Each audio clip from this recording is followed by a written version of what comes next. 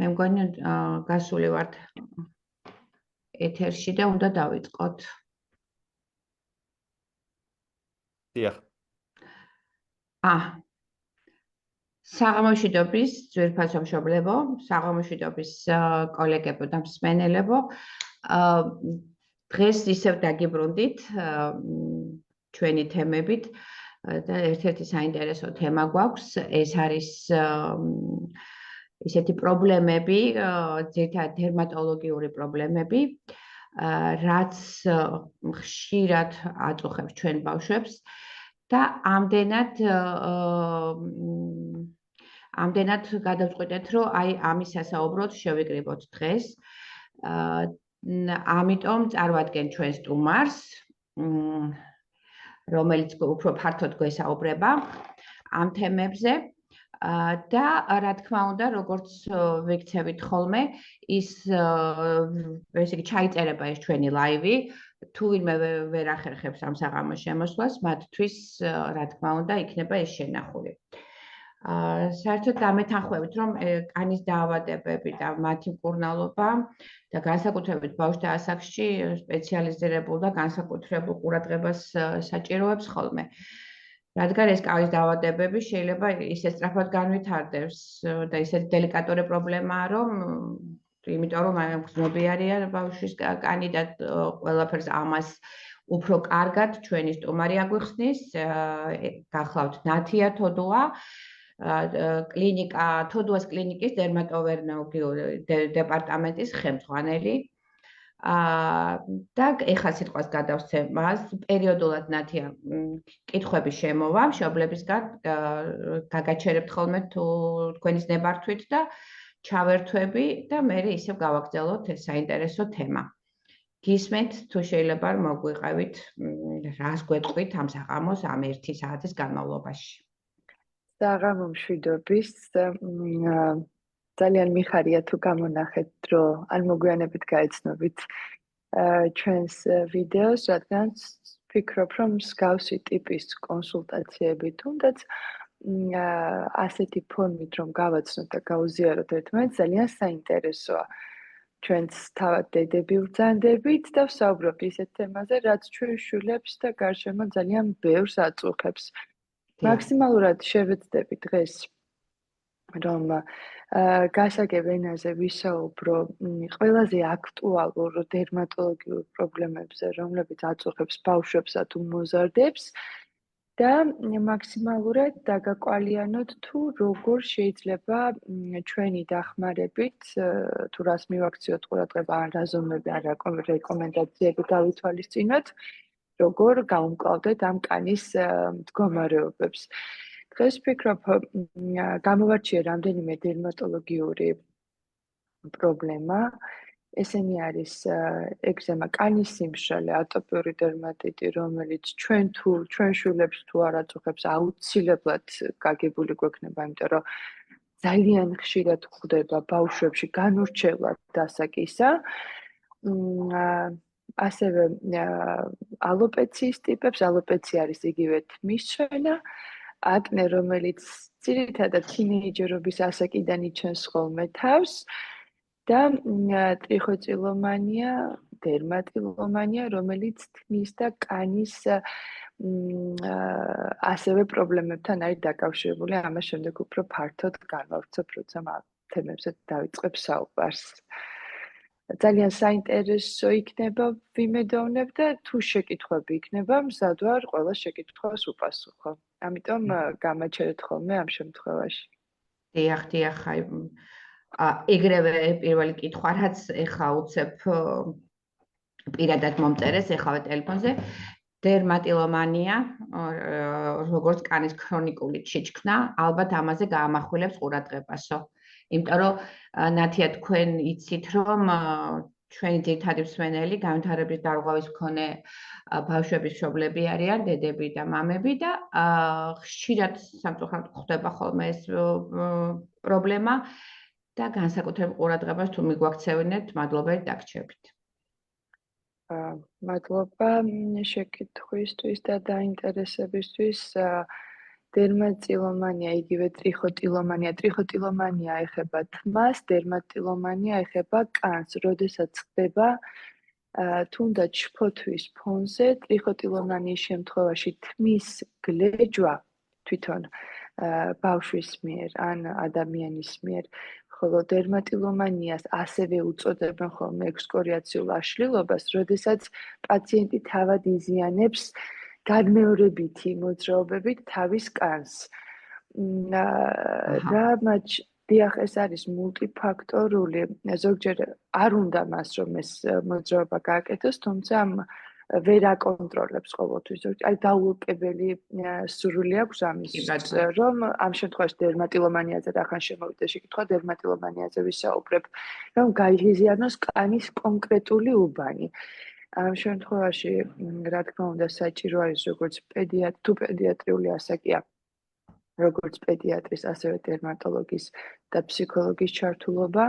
ჩვენ დერმატოლოგების მხრიდან, დერმატოლოგიური კუთხით შეგვიძლია მაქსიმალურად მოვაგვაროთ და ვაკონტროლოთ კანის დაზიანება, იმიტომ რომ გაჩია დაზიანების სიღრმეს. ეს იწვევს როგორც კანის სიწითლეს, როცა კანის ზედაპირი ზიანდება, ანუ ნაკაწრები რჩება, სწორედ ამას ქვია ექსკორიაციები, ამიტომ უწოდებთ ექსკორიაციულ აშლილობას. შემდეგ კანის ზედაპირის დაზიანებისას ყოველთვის არსებობს მეორადად დაინფიცირების რისკი ან ბაქტერიული ან სოკოანი ინფექციით. შესაბამისად, თუ გაღრმავდა დაზიანება, ის კვალსაც დატოვებს კანზე ნაწიბურის სახით. ამიტომ მაქსიმალურად თავიდან ვცდილობთ სხვა ადგილობრივი საშუალებებით დერმატოლოგები მოუაროთ იმ კანის უბანს, რომელიც ამ შემთხვევაში პაციენტისთვის პრობლემატურად ფიქსირდება და მჭიდრო კავშირში ვართ მშობელთან. ეს ის შემთხვევები არის, როცა ჩვენთვის უდროოდრო არ არსებობს და ყოველთვის მაქსიმალური კომუნიკაცია გვაქვს მშობელთან. დიახ. მადლობა. ესე იგი, თქვენს გვეთანხმებით, რომ ეს ობსესიურ კომპულსიური სპექტრის აშლილობის ერთ-ერთი ფორმა არის ეს კანის ჩიჩქნა, ხო? დიახ, ობსესიურ კომპულსური აშლილობის ერთ-ერთი ფორმა არის კანის ჩიჩქნა. დიახ, და ალბათ შეიძლება გლეჯვა. დიახ, და შეიძლება ფსიქიატრიული კონსულტაციაც იქნეს საჭირო, ხო, პერიოდულად. პერიოდულად ალბათ როცა შეფასდება ბავშვის მდგომარეობა, თუ მიზანშეწონილი იქნება, თუ როგორც წესი გჭირდება ხოლმე ფსიქოლოგ, ფსიქიატრის ჩართულობაც და პედიატრ ნევროპათოლოგის ჩართულობაც.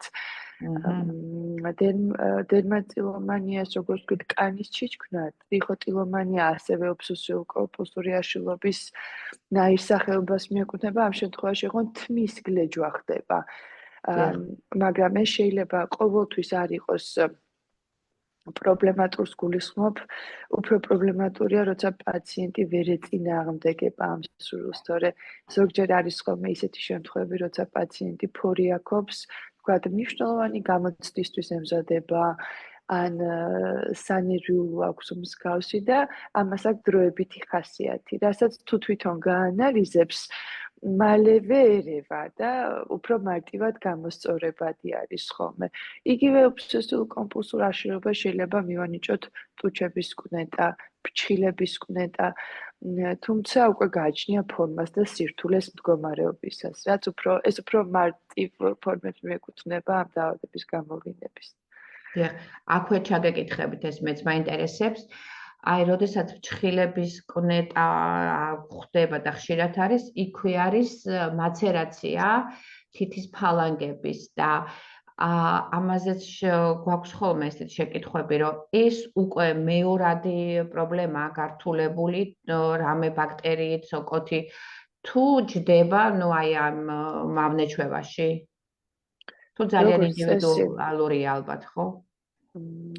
ინდივიდუალურიც არის, მაგრამ ჩემ პრაქტიკაში ყველაზე ხშირად ბავშვები ან თინეიჯერები, რომლებიც იკვნიტავენ ფრჩხილებს, აუცილებლად ასევე მექანიკურად აზიანებენ, რასაც ჩვენ ნუნებს ვეძახით და ფრჩხილის მიმდებარედ ქსოვილს, ამ მიდამოსაც.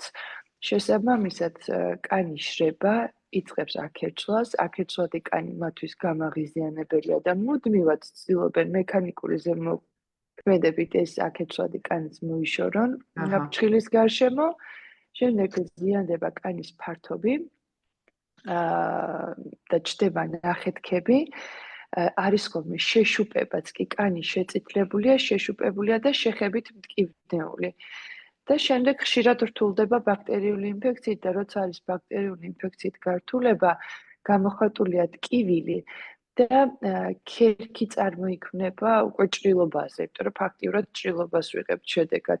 როცა არის ხოლმე სოკოან მარტივი გზებია დიფერენცირება რომ მოვახდინოთ. სოკოან ინფექციას უფრო ძლიერი ქავილი ახასიათებს და შემოფარგლული წითელი საზღვრები აქვს უმეტესწილად. კარგით, მადლობა.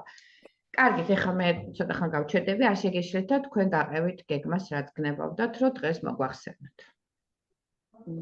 დავიწყებ ატოპიური დერმატიტით, რომელიც განურჩევლად ასაკის გვხვდება ნებისმიერ ასაკობრივ ჯგუფში, იმიტომ რომ ატოპიურ დერმატიტს 3 სტადია აქვს: ჩვილობის, ბავშვობის და მოზრდილობის. ეს არის დაავადება ქრონიკული აუტოიმუნური, რომელიც ძლიერი ქავილით მიმდინარეობს, ქავილი განსაკუთრებით ძლიერია ხოლმე ღამის საათებში და კანს აზიანებს მასზე სიმშრალის, სიწითლის და ამ ნაკაწრების წარმოქმნით. ნაკაწრები უკვე მეორადი დაზიანება მექანიკური ზემოქმედების შედეგად. როგორც წესი იწყება ხოლმე ჩვილობის ასაკში და გამოვლენა, ბავშვობის სტადიაში გამოვლინება აქვს ძალიან სიმპტომურად რო დავყოთ, ძირითადად იდაყვის მომხრელებში, მუხლების უკან, კუდუსუნის გაყოლებაზე და კისრის მიდამოში. ბავშვებს აწუხებთ ძლიერი ქავილი. შემდეგ ამ ქავილის შედეგად ღამე ძილი შეფერხებულია, შეფერხებული ძილი მეორე დღეს ბავშვის გაღიზიანებას იწვევს, გაღიზიანების და სტრესის ფონზე ქავილი იმატებს და ეს არის ჯაჭვივით, რომელშიც რომელიმე რგოლი თუ არ ამოვარდა და დროულად თუ არ მივხედეთ, მდგომარეობა უარესდება და უარესდება. ვინაიდან მდგომარეობა არის ქრონიკული და აუტოიმუნური, წინასწარ მისი პროგნოზი, პრევენცია შეუძლებელია, თუმცა თანაბარი როლი ენიჭება თითქმის როგორც მოვლას, ასევე მკურნალობას. ერთი არის მკურნალობა, მეორეა ამ მკურნალობის შენარჩუნება.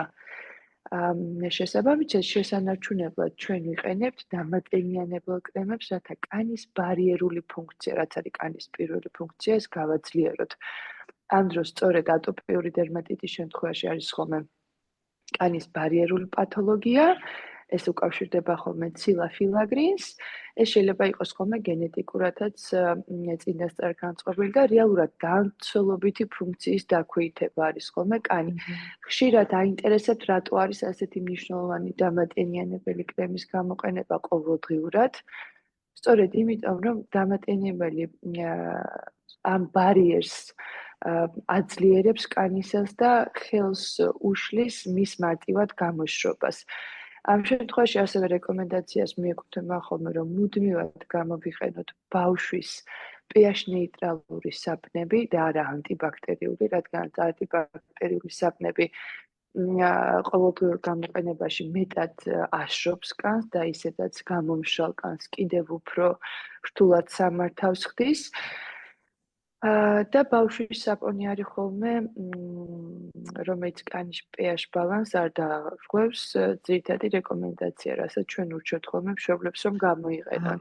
უკაცრავად შეგაწყვეტინებთ, სწორედ კითხვა არის მასეთი შემოსული, ვიხმაროთ თუ არა ბავშვზე ანტიბაქტერიული საპონია და კარგია რომ განმარტეთ უკვე და გვითხარით. და იცით რა თქმა უნდა ხა რეკლამაში გამოგვივა და ვერ დავასახელებთ, მაგრამ ალბათ ყველა ბავშვის საპონს აწერია pH-ი, ხო? როგორ უნდა მიხვდეს მშობელი, რომ რომელი საპონი იხმაროს, ეს pH-ი აუცილებლად რაღაცა უნდა ამოიკითხოს, ხო? თუ როგორ მიხვდეს. ამაზე ზედმეტად რო არ შეწუხდეს ხოლმე მშობელი, ან მარტო ბავშვებზე არ ვრცელდება, ეს არიან ასაკოვანი პაციენტები, ასევე რომელთა კანიც მგრძნობიარე ან მოზარდობის ასაკში ბავშვის საპონი ყოველთვის უნივერსალური არის ხოლმე. თამამად ნებისმიერი კარგი ქვეყნის მიერ წარმოებული ბავშვის საპონი შეგვიძლია შევიძინოთ, იმიტომ რომ ის ავტომატურად გულისხმობს, რომ არ შეიცავს იმავე მინარევებს ან ქიმიკატებს, ექსტრაქტებს, პარფიუმს, რასაც შეუძლია კანის ზედაპირი გააღიზიანოს. გასაგებია. მადლობა. ანტიბაქტერიული საშუალებების ზოგჯერ ლოსიონის ან საპნის გამოყენება შეიძლება კვირაში ერთხელ ან მაქსიმუმ ორჯერ, მეტი არც არის საჭირო რომ გამოვიყენოთ ხოლმე. დიახ. ატოპიურ დერმატიტთან მიმართებაში ძირითადად მკურნალობა ხდება ხოლმე ადგილობრივი საშუალებებით და სხვათა შორის პაციენტებს რომლებსაც თუნდაც აუტიზმის სპექტრი აქვთ დიაგნოსტირებული ან ხშირად იმყოფებიან სტრესის ქვეშ, ხშირად აწუხებთ შფოთვითი მდგომარეობები, მათთან კიდევ უფრო მეტად არის გამოხატული ეს ქავილი. უკონტროლო ქავილი თუ კი არის ადგილობრივად გარდამოვლისა საჭირო ხდება სამკურნალო საშუალებების გამოყენებაც, რომელიც ამ ქავილს აღშობს. შესაბამისად, მსგავს სიტუაციაში დატენიანებას უფრო ხშირი ხასიათი აქვს და ადგილობრივად სამკურნალო მედიკამენტების კურსი ყოველთვის არის სტრუქტურირებული, რომ მშობელი მიყვეს იმ რეკომენდაციებს. და რა თქმა უნდა, ჩვენს დერმატოლოგებით მუდმივად მონიტორინგს ვაწარმოებთ ხოლმე, სანამ პაციენტი ამ მკურნალობის კურსს დაასრულებს.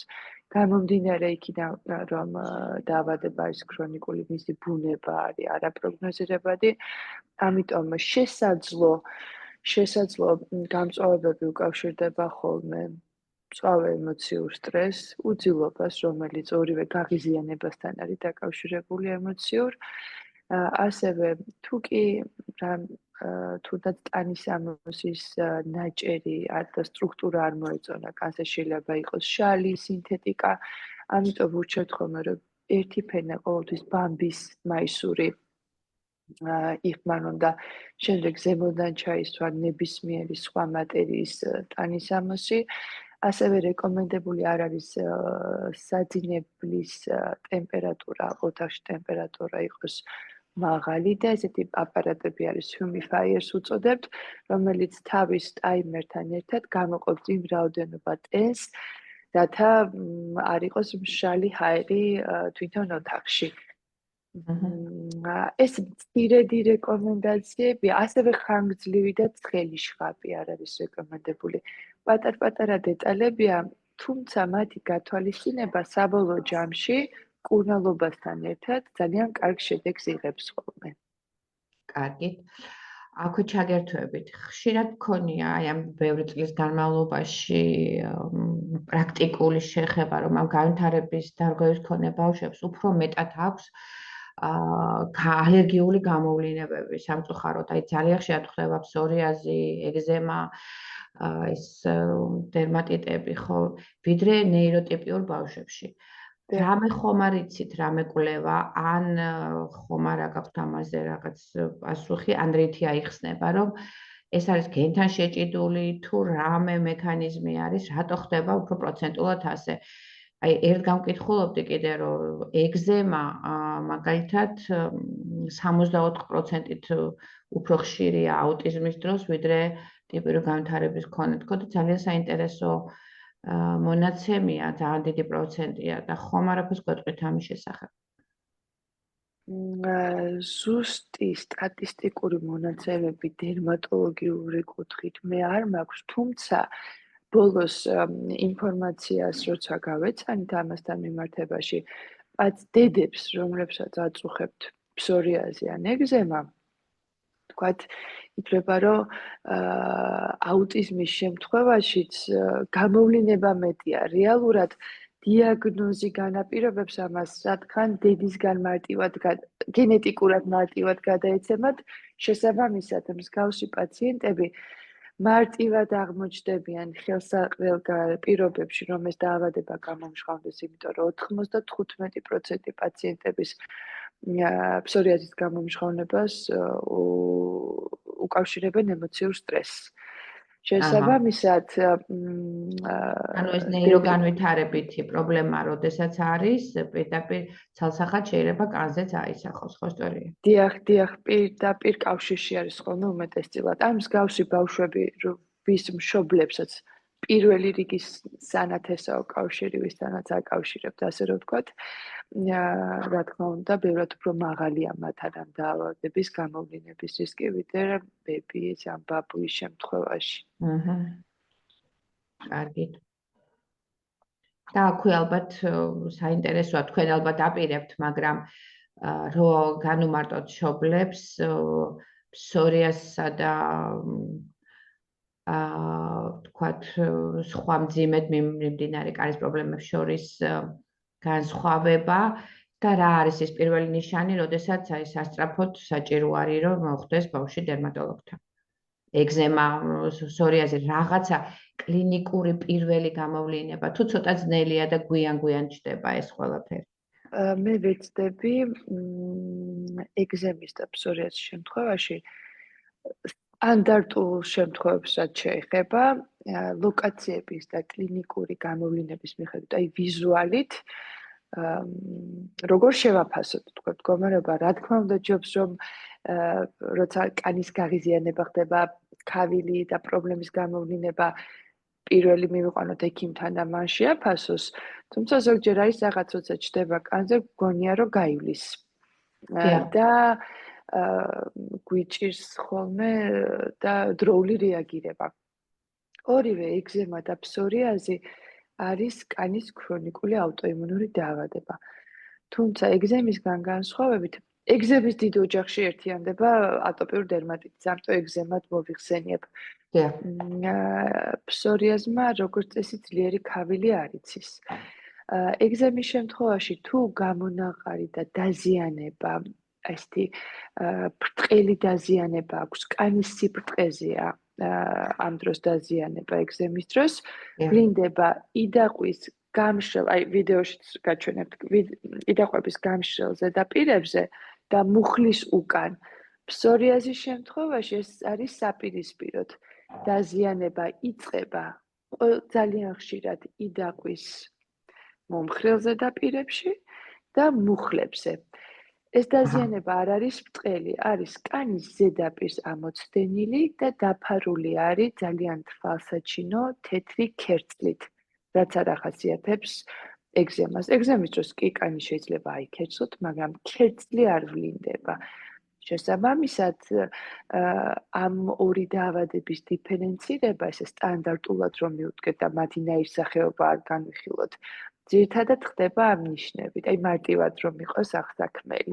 ძალიან კარგია, ეს უკვე რაღაცას გვიბიძგებს, რომ რაღაცა ცოტა სერიოზულთან გვაქვს საქმე და მაინც უნდა მოხვდეს ბავშვი დერმატოლოგთან. დიახ, მადლობა. შემდგომ რეკომენდაციებს კიდევ ერთხელ გავიმეორებ და ვიტყვი მოკლედ, ეგზემის დროს ატოპიურ დერმატიტის და სხვათა შორის ფსორიაზიც შეიძლება ეს მოვარგოთ მასაც, იმიტომ რომ ორივე კანის სიმშრალით მიმდინარე დაავადებაა. ის რომ დავატენიანებელი ვიხმაროთ ერთხელ ან ორჯერ დღეში დამოკიდებულია მდგომარეობის სიმწვავემდე და სიმწვავეზე და აუცილებლად რაც შეიძლება მალე შხაპის მიღების შემდეგ, შხაპი იყოს ნელთბილი და ხანმოკლე, გამოვიყენოთ ნეიტრალური საპონი, როგორც უკვე ვისაუბრეთ. შხაპის შემდეგ ძალიან ფაქიზად მოხდეთ კანის გამშრალება, რადგან ზედმეტად არ დავაზიანოთ მექანიკურად თუნდაც პირსახოცით.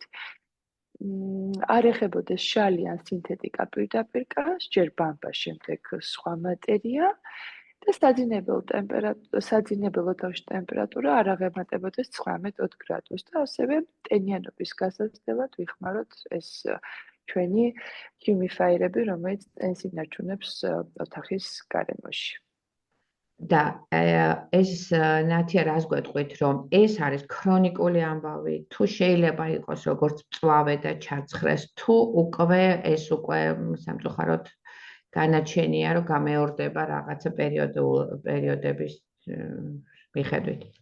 კონკრეტულად ატოპიური დერმატიტი არის ქრონიკული აუტოიმუნური დაავადება. არსებობს სხვადასხვა ტიპის დერმატიტები, რომლებსაც შეიძლება ჰქონდეს მყისიერი მწვავე გამოვლინება და ისე არასდროს აღარ შეგვახსენეს შემდეგ თავი ცხოვრების განმავლობაში. და არსებობს როგორც ალერგიული კონტაქტური დერმატიტი, ირიტაციული დერმატიტი, დაუზუსტებელი ბუნების დერმატიტი, ვთქვათ, დისიდროზული ეგზემა, როცა არის მხოლოდ ხელის და ტერფების, ფეხის გულების მიდამოში, კანის აქერცვლა, ზოგ მათგანს შეიძლება ქონდეს ქრონიკული ბონება, ზოგს მორეციდივე, ზოგი საერთოდ აღარ განმეორდეს, თუ კონკრეტულ გამღიზიანებელთან შეხება არ გვექნება. ვინაიდან ატოპიას აქვს 3 სტადია, ჩვილობის, ბავშვობის და მოსწავლობის, შეიძლება დაიწყოს ჩვილობაში ასაკის მატებასთან ერთად გამწვავების ეპიზოდები მცირდებოდეს და ბავშვი თავს გრძნობდეს კარგად და მხოლოდ მოვლით ვინარჩუნებდით მიღებულ შედეგს და მოსდილობის ასაკში უკვე უბრალოდ მშრალი ტიპის კანი ვლინდებოდეს და დამატენიანებლით არაჩვეულებრივად ვაკონტროლებდეთ. არის შემთხვევები ჩვილობაში დაიწყება, ბავშვობაში გაუმჯობესდება, მოსtildeობაში სტრესის ფონზე კვლავ იჩენს თავს. შეიძლება ჩვილობაში არაფერი იყოს, ბავშვობაში დაიწყოს და შენარჩუნდეს მოსtildeობის ასაკამდე. და თუ დაიწყო მოსtildeობის ასაკში, ეს როგორც წესი უკავშირდება სტრესს. კარგით, ეხლა ჩვენ კითხვა გვაქვს, გაგაწყვეტინებთ ზუსტად ამ თემასთან დაკავშირებით. სამწუხაროდ მკითხველი არ გვიზუსტებს რა ასაკის ადამიანზე არის განკუთვნილი მისი შეკითხვა და მაგრამ მაინც აგერ მოგახსენებთ. მოგესალმებით, ატოპიური დერმატიზზე რას მირჩევთ? 3 წელია უშედეგოდ მკურნალობო. და ალბათ მაინც ინდივიდუალური მიდგომით, იმიტომ რომ ეს არ არის ესე იოლი ამბავი, როგორც ჩანს, რახან 3 წელია გრძელდება. ხომ რას უპასუხებთ ამ მსმენელს? მივესალმები მსმენელსაც, ზოგჯერ არის, რომ პაციენტებს მოვლა და მკურნალობა ერევათ ერთმანეთში. და რომ მიკითხავს საკუთარი პაციენტისთვის თუ რა გაუკეთებია ამ მკურნალობა ჩაუტარებია თუ არა, პასუხი არის ხოლმე რომ მე ვიყენებდი ამ და ამ დამატენებელს საცხს, მაგრამ არაფერი არ ქნა. ეს არის მოვლა. შესაბამისად, მოვლის პროდუქტებისგან არ უნდა ველოდოთ ხოლმე ძალიან დიდ შედეგებს. ისინი აუმჯობესებენ მდგომარეობას ან ინარჩუნებენ მიღწეულ შედეგს. როგორც წესი, მკურნალობის ტაქტიკა თუ რომელ სამკურნალო ადგილობრივ საშუალებას გამოვიყენებთ, თუნდაც სისტემური ძალიან მძიმე შემთხვევების დროს ინიშნება და ადგილობრივი მკურნალობის სიძლიერესაც შეეხება უკვე მდგომარეობიდან გამომდინარე წვითად არის როგორც სტეროიდული, ასევე არასტეროიდული საშუალებები. სიტყვა სტეროიდის და ჰორმონის გაგებაზე როგორც წესი ყველა ფრთხება. თუმცა ჩვენ 7 ჯგუფი გვაქვს სტეროიდების, დაწყებული ძალიან სუსტიდან დამთავრებული ძლიერით. ექიმი წვითავს პრობლემიდან გამომდინარე, რომელი ჯგუფის პრეპარატს მიანიჭოს უპირატესობა, რა რაოდენობით, რა სიხშირით და რა ხანგრძლივობით დაინიშნოს. ამიტომ არ შეგეშინდეთ, როგორც წესი ეს პაციენტისთვის არ არის საშიში. არის ხოლმე შემთხვევები, როცა ან სუსტს ხმარობდნენ და ანატომიური ლოკაციიდან გამომდინარე უფრო ძლიერია საჭირო. არის როცა არასტეროიდულით იმართება, თუმცა მდგომარეობა მწვავეა და შედეგამდე ვერ მიდის პაციენტი. ეს არის ის ზოგადი მიზეზები, რასაც მე ვაწყდები ხშირად, თუმცა ძალიან რთულია კონკრეტულად თქვენ შემთხვევაში რატო არ ხდება შედეგის დადგომა, ამაზე საუბარი. მადლობა. კარგით, ალბათ მაინც რაღაცა მართვაში არის რაღაცა ალბათ კორეგირება უნდა იქნეს შეტანილი. კარგით, თუ რაღაცა კითხვა გაუჩნდება, კვლავ მოგწერს. დიახ, გისმენთ, რომ გავაგრძელოთ თემა. დიახ. მეც რომ ვეცადო, რომ მოცემულ დროში ჩავეტიო და ის ინფორმაცია, რაც მინდა რომ მოგაწოდოთ, გავაგრძელებ საუბარს და თქვა შევეხები ალოპეციას. რა არის ალოპეცია? ალოპეცია არის მისცემა. ხშირად ვუხსნი ხოლმე პაციენტებს, რომ სამედიცინო ტერმინოლოგია აქვს თავის სინონიმები. ალოპეციის სინონიმი არის თმის ცვენა. თმის ცვენა შეიძლება იყოს სხვადასხვა ტიპის, ორ ძირითად ჯგუფს ვასხვავებთ, ასე ნაწიბუროვანი და არანაწიბუროვანი. ჩვენ განვიხილავთ ახლა არანაწიბუროვანს, რომელშიც ხშირად გვხვდება დიფუზური თმის ცვენა. ხშირად გავუგერო სეზონთან მიმართებაში, ან კოვიდის შემდეგ იყო ხოლმე დიფუზურად თლიანი თმის საფარველზე ნაწილობრივ თმის დაკვარგვა, ამას ვეძახით დიფუზურად, ანუ რომელიც მთელს კალps მოიცავს ისეთი ტიპის თმისჩვენას, ბუდობრივ ალოპეციას, როცა ერთ კონკრეტულ უბანზე ხდება თმის დაკარგვა და უნივერსალური ალოპეცია, როცა აბსოლუტურად ყველა თმის ღერი ტოვებს კანის და სხეულის საფარველს. ბავშვებში და მოზარდებში და იმ ჯგუფში, რა ჯგუფზე ჩვენ ვსაუბრობთ, ძალიან ხშირად გვხვდება ხოლმე დიფუზური ან ბუდობრივი ალოპეცია. დიფუზურის შემთხვევაში და ბუდობრივის შემთხვევაში ამას ეს კონკრეტული ერთი მიზეზი არ აქვს. უბრალოდ დიფუზურის დროს ვიცით, რომ ტელოგენური ალოპეცია არის ხოლმე ეს ყველაზე ხშირად, ტელოგენ ეფლუვიუმსაც უწოდებთ. ეს არის შექცევადი პროცესი, თმისცვენა არის დროებითი, კეთდება ანალიზები ჭიებზე, რკინა, ფერიტინი, გემოგლობინი, გავტონოიდმა დამეთანხმებით ალბათ როგორც პედიატრი. D-ვიტამინი და თუ კი აქ აღმოჩნდა რომ დანაკლისი გვაქვს რომელიმე ამ ელემენტის, ხდება რესურსის შევცდება და როგორც წესი, დიახ, როგორც წესი, როცა მიზეზი გვარდება, შედეგიც სახეზე არის ხოლმე. მიზეზ-შედეგობრივი შეიძლება იყოს ამ შემთხვევაში თმისცვენა. როცა ყველა მონაცემი, აი ბუდობრივი შემთხვევაში, ბუდობრივი ალოპეცია როცა ვლინდება ბავშვებში, ხშირად არ არის ლაბორატორიულ მაჩვენებლებში რაიმე ცვლილება. უფრო უცნობია ხოლმე ზუსტი მიზეზი თუ რამ შეიძლება გამოიწვევოს ბუდობრივი თმისცვენა. ამ დროს მარტივად გასაგები რომ იყოს ეს ავტოიმუნური რატომ მიეკუთვნება, რატომღაც გადაწყვიტავს ორგანიზმი, რომ ეს თმა მისთვის ზედმეტია და იშორებს კანის ზედაპირიდან. ამ დროს შეფასება ხდება ხოლმე დერმატოსკოპით. დერმატოსკოპი გვაჩვენებს თუ რა რესურსი არის დარჩენილი, რომ გაიზარდოს თმის ღერები, ან თმის ძირები ჩანს ხოლმე. საბედნიეროდ, როგორც წესი, ამ პრობლემას წარმატებით და მარტივად ვალაგებთ ადგილობრივი სამკურნალო საშუალებებით. ამ დროს ჰელმინთებზეც კეთდება, გარნავალში ჰელმინთებზეც კეთდება ტესტი. იმიტომ რომ შეიძლება ასოცირებული იყოს ეგრეთ წოდებული ჭიების არსებობასთან ბავშვთა ასაკში. და უნდა გამოვრიცხოთ ხოლმე, როგორც უკვე ახსენეთ, ტრიხოტილომანიის არსებობა. ტრიხოტილომანიაც შეუქცევადი პროცესი არ არის, ბუდობრივი ალოპეციის არ იყოს, ორივე შემთხვევაში უმეტესწილად ძალიან რთული აქვს მედიცინაში ილაპარაკო გარანტიებით და 100%-იანი შედეგებით, თუმცა უმეტესწილად ხდება ამ პრობლემის დროული მკურნალობის შედეგად ძალიან კარგი შედეგების მიღწევა, იმიტომ რომ რაც უფრო დიდი ხანი გადის პრობლემიდან, მით უფრო გვეჭიდავება ხოლმე, ასე ვთქვათ, დაავადება. ამიტომ პაციენტებს როცა ვეკითხებით, რამდენი ხანია დაიწყო პრობლემა, 1 კვირა, 1 თვეა თუ 1 წელი, ამას ჩვენთვის მნიშვნელობა აქვს. ძალიან კარგი, ესე იგი, ეს შეგვიძლია მითი დავამსხვრიოთ, რომ ადრე როდესაც იყო, როცა ბუდობრივი ალოპეცია გქონდა, სამწუხაროდ გამოსავალი აღარ არის და ეს არის უკვე ქრონიკული ამბავი და ამას არაფერი არ შველის. ეს უკვე თქვენი ნასაუბრებიდან ჩანს, რომ ეს მითი გვემსხვრება, ხო? საბედნიეროდ შეგვიძლია ასე ვთქვათ. ძალიან კარგი. კარგით. და ბოლოს თუ შეკითხვა არ არის, გავაგრძელებ. ერთი კითხვა შემოვიდა მაპატიეთ, გეტყვით და მე ხო, ეს ალბათ შეიძლება თქვენ ბოლოსკენ გქონდათ გეგმაში, მაგრამ მაინც დაგისვამთ კითხვას.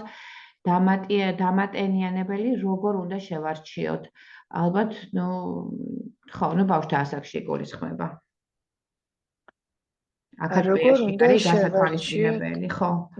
ნახეთ, ძალიან გვიმარტივებენ სხვადასხვა დამატენიანებლების და ზოგადად თმის თუ კანის მოვლის წარმოებელი კომპანიების საქმეს.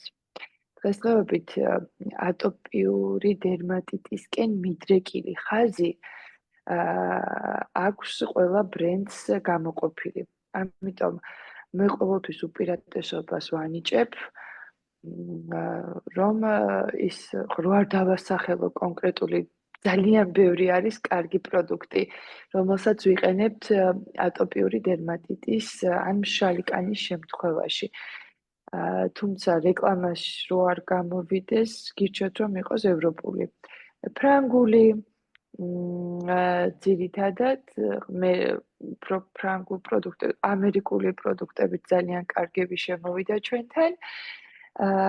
ჰიპოალერგიული ფრანგულს რახან შევეხეთ, ჩვენთან ძალიან კარგი საშუალებები აქვს პროდუქციას, რომელიც არის თერმულ წყალზე დამზადებული, რადგანაც თერმული წყალი თერმული წყლის ბაზაზე დამზადებული პროდუქტი გათვლილი არის ყველაზე მგრძნობიარე ტიპის კანისთვისაც კი.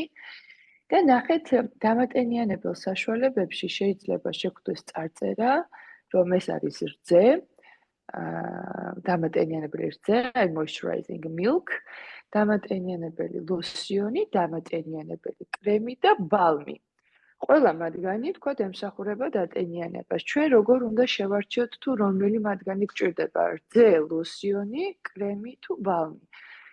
რძე და ლოსიონი როგორც წესი არის ძალიან თხელი სტრუქტურის და მათში წყლის ბაზა უფრო მეტია ვიდრე ცხიმოვანი ბაზა. შესაბამისად, რო გადავინაწილებთ კანის ზედაპირზე, მისი აორთქლება წყლის ბაზის ხარჯზე ხდება სწრაფად, ამას შეიძლება ჩვენი ზედაპირული ლიპიდური შრეც ცოტა დააზიანოს, ასე ვთქვათ, და ვისაც მშრალი კანი აქვს, მათ შემთხვევაში მეტად უფრო მშრალი შთაბეჭდილება დატოვოს რამდენიმე საათის გასვლის შემდეგ. ნორმალური ტიპის კანი კარგად გამოიყენებს ლოსიონებს და რძეს. რაც შეეხება კრემს და ბალმს, კრემის შემთხვევაში წყლის ბაზა და წვიმოვანი ბაზა თითქმის არის თანაბრად გადანაწილებული. ამიტომ როგორც წესი ძალიან მშრალი ტიპის კანის შემთხვევაში კრემი საკმაოდ კომფორტულია. როცა არის უკვე ძალიან მშრალი ტიპის კანი, უკვე უპირატესობას ვანიჭებთ ბალმს, სადაც ცხიმოვანი ბაზა მეტია ვიდრე წყლის. ამის მიხედვით შეგიძლიათ შეარჩიოთ თქვენ როგორ გაწუხებთ ეს კანის სიმშრალე, ძლიერ აკერცვლადია კანი თუ მსუბუქად, აი ეს დაგეხმარებათ ეს პაწაწუნა მითითებები თქვენთვის სწორი პროდუქტის შერჩევაში. მადლობა. კარგი ის კარგი კომენტარები გაგვიკეთეთ და შერჩევისთვის უფრო იოლია რომ მივაქციოთ იმ თქვენ მითითებულ, ესე იგი დასახელებულ ნივთიერებებს ყურადღება აფთიაქებში. კარგით, აღარ შეგეშლით ჯერჯერობით, მე მგონი კითხვები აღარ არის და გისმენთ ყურადღებით. ბოლო თემა, რასაც მინდა რომ შევეხო, ეს არის დაავადება, რომელიც ალბათ ყოველი მეორე ჩემი პაციენტი, ეს არის თინეიჯერი ამ პრობლემით და ეს არის აკნე. აკნე არის ასევე ქრონიკული ანთებადი კანის დაავადება, რომელსაც იწვევს ცხიმოვანი ჯირკვლების ჰიპერფუნქცია, როცა გამოიყება დიდი რაოდენობით ცხიმი. ცხიმის გამომტარი სადინარი ვეღარ იცლება ცხიმისგან, იბლოკება, გროვდება ცხიმი კანქვეშ, მიდის ანთება, ბრალდება ბაქტერია, აკნეს ბაქტერია. და აქვე ვიტყვი რომ არ დამავიწყდეს, ხშირად მშობლები, როცა ამ დროს შედეგად ვიღებთ ჩირქავანკერას, იგივე პუსტულას. აკეთებენ ბაქტერიოლოგიას, ბაქტერიოლოგიით მოდის სტაფილოკოკუს ეპიდერმიდის და ამაზე ძალიან ნერვიულობენ და შფოთავენ. რეალურად ეს აკნესთვის დამახასიათებელია და ჩვენი მკურნალობა, რითიც ვუდგებით ხოლმე აკნეს მართვას, მოიცავს ამ ბაქტერიის თვის ასე ვთქვათ, კისრის მოგრეხვას. ამიტომ გათვალისწინებული არის ხოლმე და ამან არ შეგვაშინოს თუ ბაქტერიოლოგიით ამოვიდა ბაქტერია. როგორც წესი ბაქტერიოლოგიას არ ნიშნავთ. არ ნიშნავთ, ხო? არ ნიშნავთ, არ არის საჭირო, იმიტომ რომ არის კონკრეტული ტიპი ბაქტერიის, კუტიბაქტერიუმ აკნე, იგივე სტაფილოკოკუს ეპიდერმიდისაც ახლა ვახსენე, რომელიც ამ შემთხვევაში გვხვდება აკნეს ელემენტებზე და აკნეს ელემენტები ვიზუალიზდება იმ ზონებზე, სადაც ცხიმიანობა მეტად არის გამოხატული. ეს არის სახე, გუმკერდი, ბეჭები, ზურგი. მე ვახსენე ცხიმოვანი ჯირკვლების ჰიპერსეკრეცია, ოღონდ ეს არ ნიშნავს, რომ ჩვენ გვაქვს პათოლოგიასთან საქმე. ეს შეიძლება იყოს კომბინირებული ტიპის კანი, ცხიმიანი ტიპის კანი, გენეტიკური წინასწარ-განწყობა ამ დაავადების მიმართ. უბრალოდ ადრე როგორც ასეთი დიაგნოზი აკნე არ ერქვა ამას. უბრალოდ გამონაყარი აწუხებდათ თინეიჯერობის ასაკში და ეძახდნენ მოზარდობის ან ასაკობრივ ხო ხშირად გარდატეხის ასაკში დაწყებულ. კი ბატონო, გარდატეხის ასაკის გამონაყარს, რომელიც გადაივლის სამწუხაროდ იშვიათად რომ მან თავისით გაიაროს და უკვალოთ. ამიტომ როგორც კი შევამჩნევთ სახის მიდამოზე, იმიტომ რომ ეს ხშირად იწყება სახეზე, შუბლზე, ნიკაპზე, ლოყებზე, ესეთი ანთებადი ელემენტები ან წითელი ელემენტები, ასევე დახურულ და ღია კომედონებს ვეძახით, კამქვეშ დაგროვებული თეთრი ბურთები და შავი წერტილები. იმაგრეები. დიახ, მოვიყვანოთ დროულად ექიმთან, რომ შემდეგ მან არ მიიღოს უფრო რთული სახე და ისე ვისწავლოთ ამის მოვლა, იმიტომ რომ აკნეც მუდმივად საჭიროებს მოვლას, რომ ეს პაციენტის ყოველდღიურობაში არ იყოს შემაწუხებელი. შემაწუხებელზე აუცილებლად მინდა ვთქვა, რომ ხშირად თინეიჯერები მოყავთ მშობლებს, როცა თინეიჯერს აბსოლუტურად არ აწუხებს, არ აკომპლექსებს, არ თრგუნავს მისი ვიზუალი და გამონაყართან არ აქვს პრობლემა. ეს იშვიათად ხდება ასე, თუმცა მაინც ხდება და მშობელი იმდენად ნერვიულობს და იმდენად ყურადღებას ამახვილებს ხოლმე მის ამ ვიზუალზე, რომ აი უკვე ვეღარ უყურებ ისე აქვს სახე.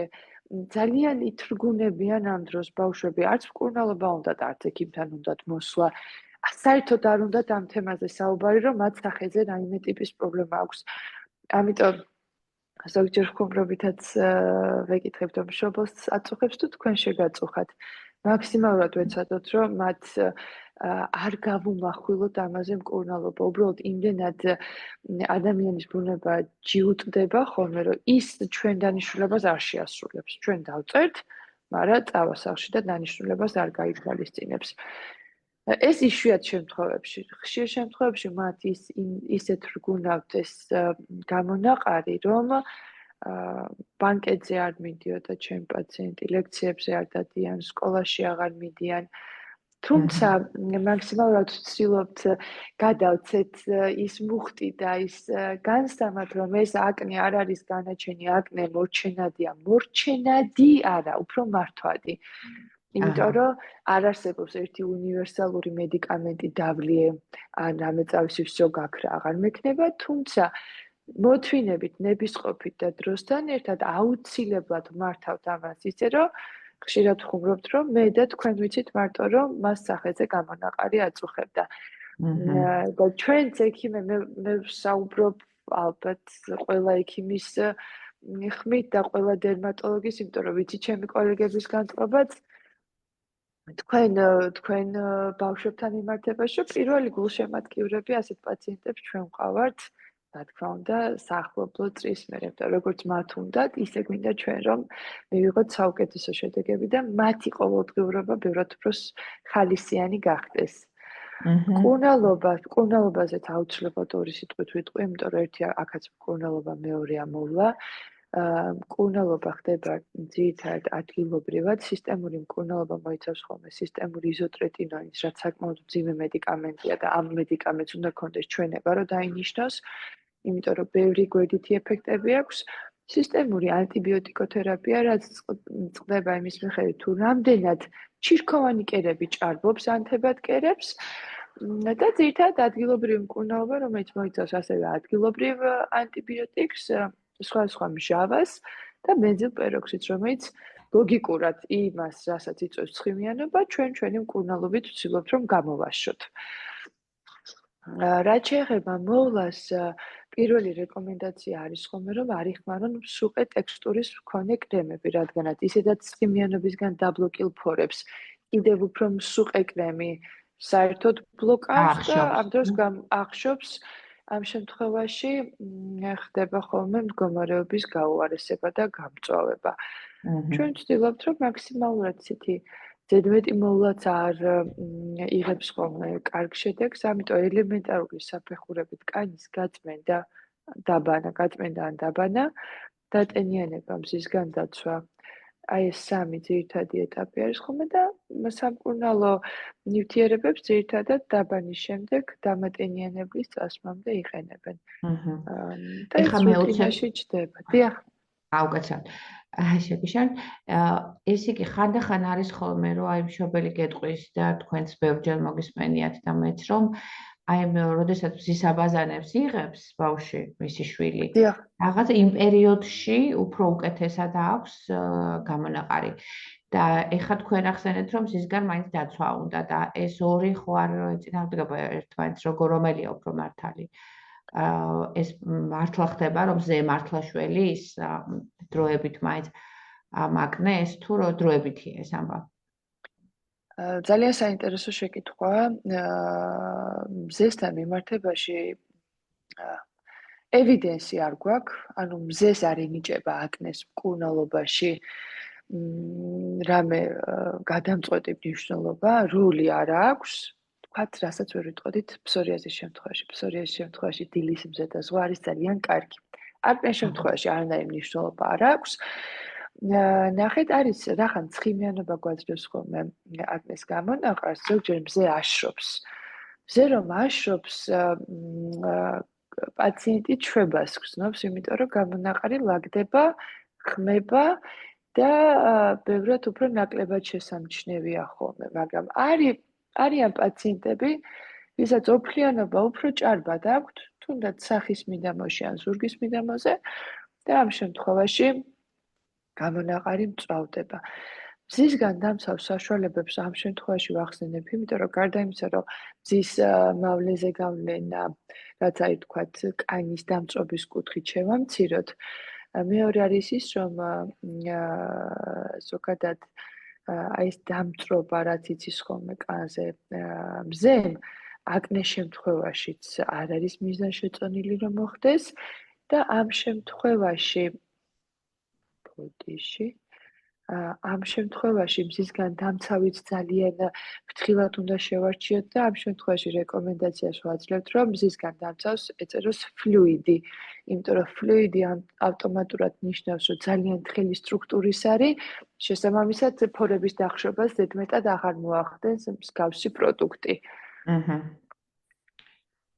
კარგი, ძალიან. ესე იგი, აქვე ნათია გვენგრევა მითი, რომ აკნეს გამომწვევი არის ჭუჭყიანი კანი ან დაბინძურებული, როდესაც აი განსაკუთრებით ახლა ბავშვები, რომლის ხშირად შეგვიძლია რომ ძიმე სიტუაციები გვაქვს და ხანდახან გვიჭირს ხოლმე რომ თქვათ განვითარების შეფერხების დროს ან აუტიზმის დიაგნოზის შემთხვევაში რომ ხშირად დავაბანიოთ ხელები, ზოგს ძალიან უყვარს ეს წყალთან ურთიერთობა, ზოგს უჭირს და ხანდახან გვიჭირს ხოლმე პირის დაბანა. მაგრამ ეს მითი აკნეს შემთხვევაში ინგრევა, რომ ჭუჭყიანი კანი არ იწვევს აკნეს და ეს არის ცხიმოვანი ქსოვილის კუმულირება, ხო? დიახ, ჭუჭყიანი ხელები არ იწვევს. გართულება შეიძლება მოხდეს. დიახ, სწორად აღნიშნეთ, ჭუჭყიანი ხელებით კანის ზედაპირზე შეხება არ იწვევს აკნეს, აკნეს იწვევს ის აქტიური ცხიმოვანი ჯირკვლები, რომელიც უბრალოდ დიდი რაოდენობით ცხიმს გამოყოფს ლოკალურად. ამას ჩვენ წინასწარ ვერ გავიგებთ, ვის ექნება, ვის არ ექნება. ყველას აქვს ინდივიდუალურად ეს მონაცემები. გოგონების შემთხვევაში, აი ბიჭების დროს არანაირ კვლევას არ ვაკეთებთ ხოლმე. გოგონების შემთხვევაში მაინც, თქვათ, საკვერცხების ეხოსკოპია კეთდება, რომ კისტის არსებობა გამოერიცხოს, ასევე მოწდება თავისუფალი ტესტოსტერონი და დიასულფატი, რადგანაც კისტას და ამ ჰორმონალურ დისბალანსს შეუძლია პროვოცირება მისცეს და მეტად სეკრეტირდეს, მეტად გამოიყოს ცხიმი. ამიტომ აუცილებლად ამ კვლევებს ვაკეთებთ ხოლმე, რომ შინაგანი მაპროვოცირებელი ფაქტორი გამოირიცხოს.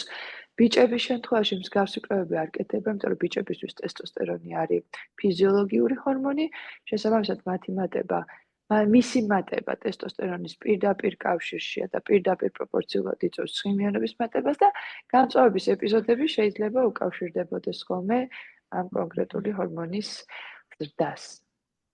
დიახ, აქვე ჩაგეკითხებით, იმ შემთხვევაში, როდესაც ნაწიბურად გარდაიქმნება, რაღაცა კანის რომელიღაცა დაზიანება. და ხშირად მსმენია ხოლმე, ან და ვიღაცას ამომიკითხია შეიძლება ცდარია, რომ E ვიტამინის წასვლა კარგად ჩვეულის, ვთქვათ, ამ ნაწიბურს. ამაზე რას გვეტყვით? ეს მითია თუ ნამდვილია? ერთი შეფასებით რო ვთქვა, უფრო მითდავარქმევდი, მაგრამ ნახეთ როგორ არის ნაწიბურს ავტოვეძახით, რომ ის კვალს ტოვებს კანზე, რომელიც ბოლომდე არ აღდგება. როცა ნაწიბური რჩება კანზე, ეს დამოკიდებულია დაზიანება რა სიღრმეზე იყო, ხო? ჩვენ გვაქვს ეპიდერმისის 5 შრე, რის მერეც მოდის დერმა და დერმის 2 შრე. ზუსტად ნაკაწრი იქნება ეს თუ აკნეს ელემენტები, რაზე არის ჩვენი კანის დანაწიბურება დამოკიდებული. თუ კანიდან რა სიღრმეზე გვაქვს დაზიანება.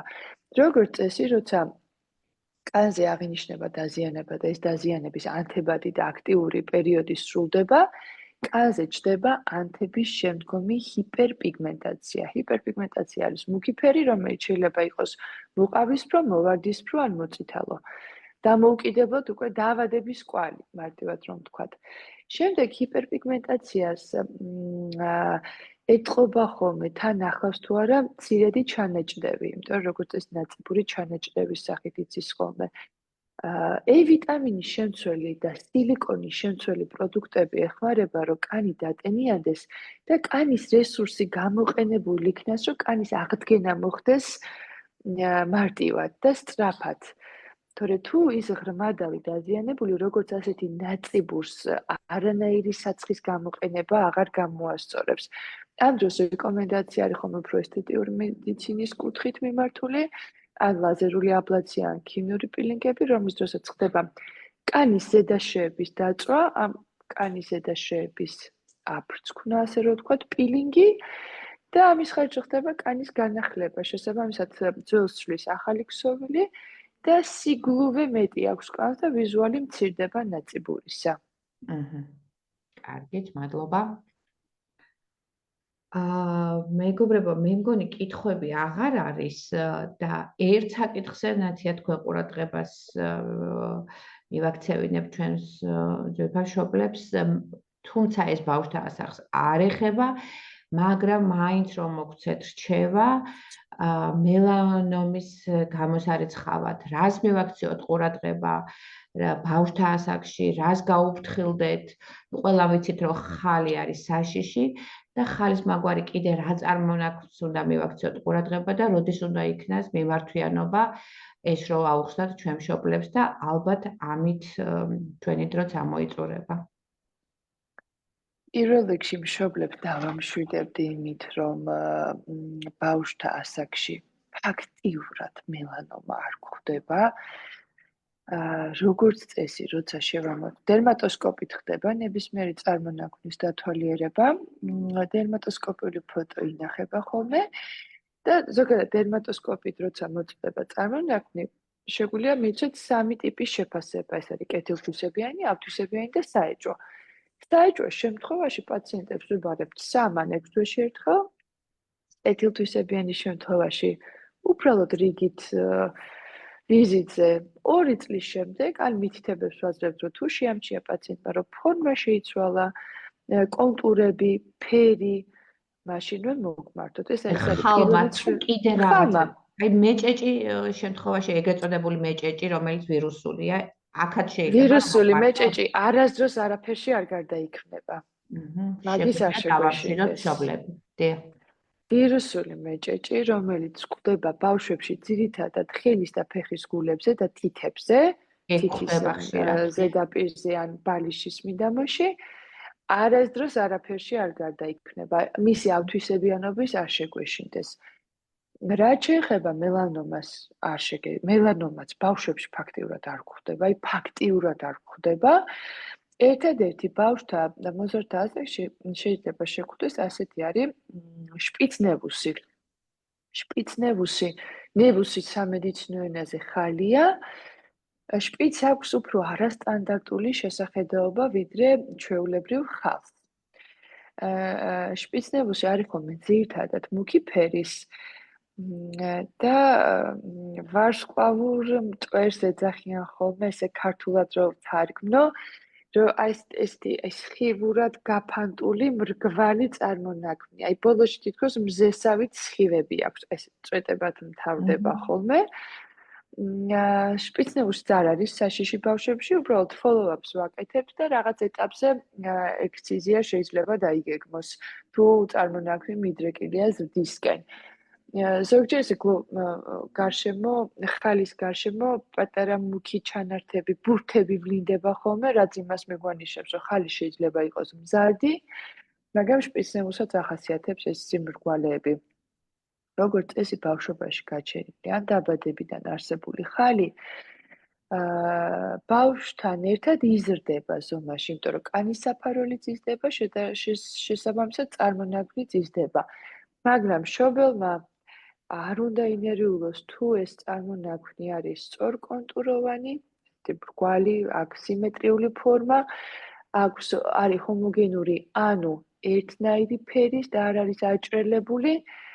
და ესე სწრაფად მზარდი ან მეორადი სიმპტომატიკა, როგორც არის წიწკნა, ქავილი, სისხლდენა არ აღინიშნება.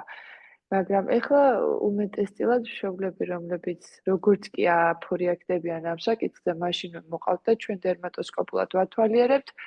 მე ვიღებ ხოლმე ფოტოს და შემდეგ ეკრანზე ვუხსნი იმ მონაცემებს, რასაც უნდა მიაქცენ ყურადღებას, ან იმ მაჩვენებლებს, თუ რატომ არ უნდა ინერიულონ ამ კონკრეტულ წარმონაქმნზე.